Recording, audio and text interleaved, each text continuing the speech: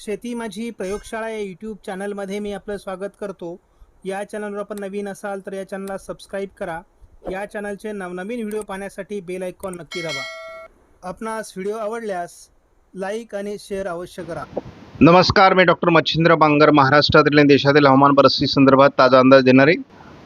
समोरील उपग्रही छायाचित्रामध्ये निरीक्षण केलं असता वातावरणात मोठे बदल झाले आहेत आणि आज लवकरच महाराष्ट्राच्या बऱ्याच भागात पावसाला सुरुवात होऊ शकते. खास करून अरबी समुद्रातील आणि बंगालच्या उपसागरातील परिस्थिती झपाट्याने बदलत असून त्याचा परिणाम आपल्याला आजपासून दिसू शकतो आणि तो रात्री देखील सुरू झालेला आहे. भारताच्या अनेक भागात रात्री पावसाचं प्रमाण मोठ्या प्रमाणात वाढलं आहे. मान्सूनची शाखा दोन्ही बाजूने जरी ठप्प असली तरी 2च दिवसात ती गतिमान पद्धतीने पुढे सरकणार आहे आणि त्यामुळे एका जागी थांबलेला मान्सून आता लवकरच सक्रिय होईल, म्हणजे 24 तासात सक्रिय होईल असा अंदाज आहे.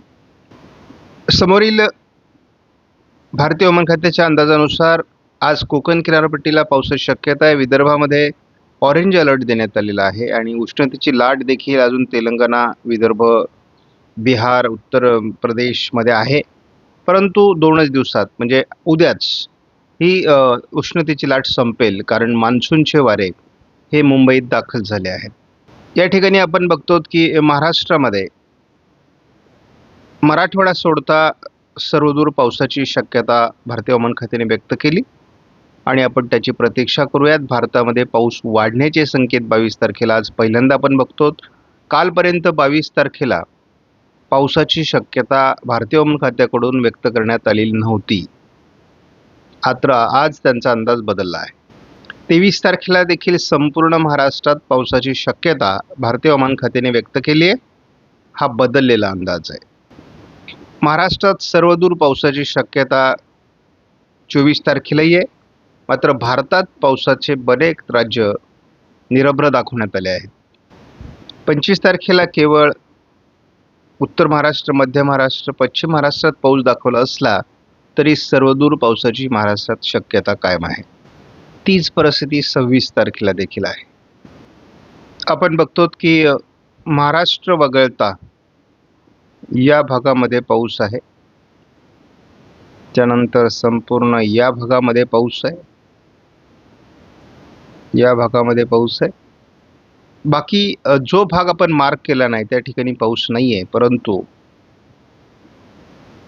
ही 20 तारखेच्या पर्यंतची परिस्थिती आहे. आज 21 तारखेचं चित्र पूर्णतः बदललं आहे. चालू आठवड्यात अरबी समुद्रात वातावरण बदलेल, बंगालच्या उपसागरात वातावरण बदलेल आणि महाराष्ट्राच्या बऱ्याच भागात जोरदार पाऊस होईल. FS मॉडेलचा अंदाज बरोबर येण्याची शक्यता आहे. वातावरण बदललं आहे आणि अतिवृष्टीचा प्रभाव हा जुलैच्या पहिला आठवडा आणि शेवटचे काही दिवस जूनचा CFSने दाखवला आहे आणि हाही अंदाज बरोबर येण्याची शक्यता आहे. सध्या मुंबई, नवी मुंबई आणि कोकणातल्या बहुतांश जिल्ह्यात पावसाला सुरुवात झाली आहे आणि मुसळधार पाऊस पडतोय. यामध्ये प्रत्येक दिवशी आता वाढ होत जाईल. आपण या मॉडेलमध्ये GFSमध्ये देखील ही कोकण किनारपट्टीला कशा पद्धतीने पाऊस वाढत जाणार आहे आणि GFSने देखील आपला अंदाज बदलला आहे. आपण GFSच्या अंदाजानुसार जरी बघितलं तरी महाराष्ट्रात 6 जुलैपर्यंत तुफान पावसाची शक्यता आहे. हीच बाब आपण जेव्हा ECMW मॉडेलनुसार बघतो तेव्हा महाराष्ट्राची हौस भागेल एवढा पाऊस आपल्याला ECMW मॉडेलने सुद्धा होण्याची शक्यता व्यक्त केली आहे. आपण AIFS मॉडेलनुसार सुद्धा महाराष्ट्रात जोरदार पावसाची शक्यता बघतो आहोत. 21 तारखेपासून हवामानात बदल होतोय. या ठिकाणी एक चक्राकार स्थिती आहे आणि हिने बळ दिलंय मान्सूनच्या वाऱ्यांना. त्यामुळे कोकण किनारपट्टीला पावसाचा प्रभाव वाढलेला आहे आणि एकूणच वारे हे जवळपास मुंबईपर्यंत पोहोचले आहेत आणि त्यामुळे एकूणच महाराष्ट्राच्या बहुतांश भागात पावसाला सुरुवात होऊ शकते. हा जो अंदाज आहे हा बरोबर येण्याची देखील शक्यता आहे. मान्सूनच्या वाऱ्यांना ताकद मिळाल्यास लवकरच हवामान परिवर्तन होईल असा अंदाज आहे. आज महाराष्ट्रामध्ये पावसाची शक्यता वर्तवण्यात आलेली आहे आणि कोकणासहित पश्चिम महाराष्ट्र, दक्षिण मराठवाड्यात पावसाची सुरुवात होऊ शकते. 22 तारखेला या पावसाचं प्रमाण महाराष्ट्र व्यापण्या एवढं वाढेल. कोकणासहित लगतचे सर्व जिल्हे अगदी उत्तर महाराष्ट्रापर्यंत आणि मराठवाड्या मध्य महाराष्ट्रापर्यंत याचा प्रभाव वाढण्याची शक्यता आहे. अगदी मराठवाड्याच्या दक्षिणी भागात याचा प्रभाव असणार आहे. 23 तारखेला कोकणात मुसळधार पाऊस तर महाराष्ट्रात इतरत्र देखील अतिजोरदार पावसाचे संकेत आहेत. 24 तारखेला देखील मराठवाड्याच्या बऱ्याच जिल्ह्यात मुसळधार पाऊस, कोकणात मुसळधार पाऊस, पश्चिम महाराष्ट्रात मुसळधार पाऊस, विदर्भात मुसळधार पावसाची शक्यता आहे. थोडं उत्तर कोकण, उत्तर महाराष्ट्रात हलका प्रभाव कमी होऊ शकतो. हा प्रभाव थोडा उत्तर कोकण, मध्य महाराष्ट्र, उत्तर महाराष्ट्रात पावसाचं प्रमाण अगदी लगतच्या जिल्ह्यांमध्ये म्हणजे सह्याद्रीच्या पर्वतरांगांच्या आजूबाजूने पाऊस थोडा कमी होऊ शकतो. परंतु विदर्भ मराठवाड्याच्या दक्षिणी भागात जोरदार पाऊस असण्याची शक्यता आहे. दक्षिण कोकणात जोरदार पाऊस असण्याची शक्यता आहे. 26 तारखेला देखील हवामानात मोठे परिवर्तन होतील. जरी उत्तर महाराष्ट्रासहित मध्य महाराष्ट्रात पाऊस कमी होत असला तरी देखील दक्षिणी पट्ट्यात जोरदार पाऊस राहणार आहे. 27 तारखेला दक्षिण कोकण, पश्चिम महाराष्ट्र, मराठवाडा, विदर्भ जोरदार पाऊस राहणार आहे. मध्य महाराष्ट्रातही पाऊस वाढेल. 28 तारखेपासून पुन्हा पावसाचं प्रमाण सर्वदूर महाराष्ट्रात मुसळधार स्वरूपात वाढण्याची शक्यता आहे. विशेष करून मुंबईपर्यंत संपूर्ण कोकण, संपूर्ण पश्चिम महाराष्ट्र, मराठवाडा, मध्य महाराष्ट्र, विदर्भ जोरदार पाऊस असण्याची शक्यता आहे. 29 तारखेला देखील महाराष्ट्राच्या बऱ्याच भागात मुसळधार पावसाची शक्यता आहे. 30 तारखेला देखील महाराष्ट्रभर पाऊस राहील. कोकणात सातत्याने पुढील आठवडा म्हणजे उरलेला जूनचा कालावधी हा पावसाळी असणार आहे आणि संपूर्ण जूनची कसर हा कालावधी काढून टाकेल असा अंदाज आहे. जुलैची सुरुवात देखील विदर्भातील आणि कोकणातील मुसळधार पावसाने होईल. मराठवाडा आणि उत्तर महाराष्ट्रात देखील पावसाची शक्यता आहे. 2 जुलै देखील महाराष्ट्रात तुफान पावसाची शक्यता आहे. 3 जुलैपासून महाराष्ट्रात अतिवृष्टीचे संकेत आहेत. मुंबईसह अनेक भागात अतिवृष्टी होईल. 4 तारखेला देखील अतिवृष्टीचे संकेत कायम आहेत. 5 तारखेला देखील अतिवृष्टीचे संकेत मुंबईसह संपूर्ण कोकणात कायम आहेत. उत्तर महाराष्ट्रात मुसळधार पाऊस बघायला मिळेल 5 तारखेला. उत्तर कोकण, पश्चिम महाराष्ट्रात देखील आणि पश्चिम विदर्भात देखील मुसळधार पावसाची शक्यता आहे. त्यामुळे एकूणच महाराष्ट्राची हौस भागवणारा पाऊस आपल्याला पुढील कालावधीत होईल असा अंदाज आहे. सर्व शेतकऱ्यांच्या खोळंबलेल्या पेरण्या होतील आणि शेतकरी समाधानी झाल्याचं आपल्याला बघायला मिळेल. आपण धावता अंदाज GFS मॉडेलवर टाकूयात. आज कुठेही पावसाची शक्यता 21 तारखेला दाखवलेली नसली तरी कोकणात मुसळधार सरी सुरू झाल्यात.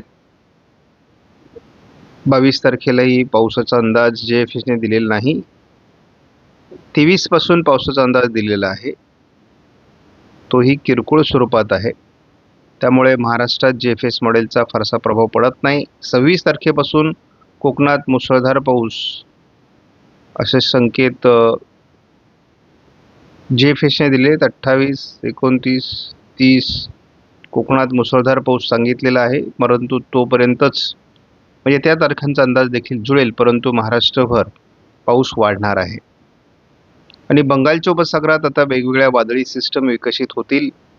अरबी समुद्रात वादळी सिस्टम विकसित होतील. यांचा संयोग महाराष्ट्रात होईल आणि महाराष्ट्राचं चित्र बदलेल. हा एकत्रित अंदाज आहे.